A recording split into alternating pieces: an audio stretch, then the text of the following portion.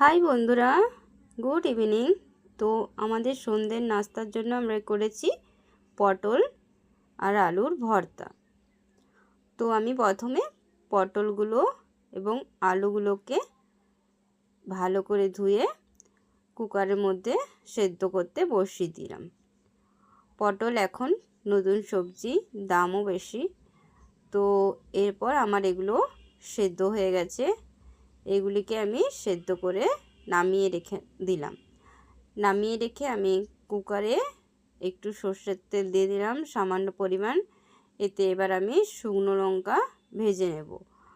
তো শুকনো লঙ্কা ভাজার পর আমি এবার পেঁয়াজগুলি ভেজে নেব।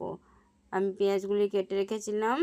পেঁয়াজ কুচি, ছোট্ট সাইজে দুটো পেঁয়াজ। আমার পেঁয়াজ ভাজা হয়ে গেছে। এবার আমি লঙ্কাগুলোকে একটু লবণ দিয়ে ভালো করে মেখে নিলাম।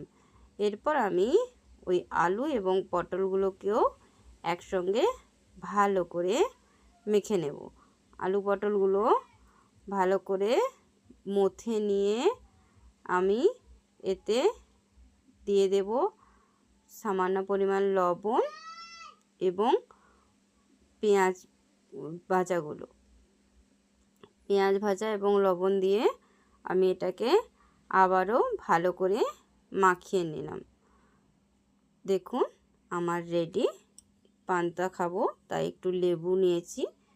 কেমন লাগছে?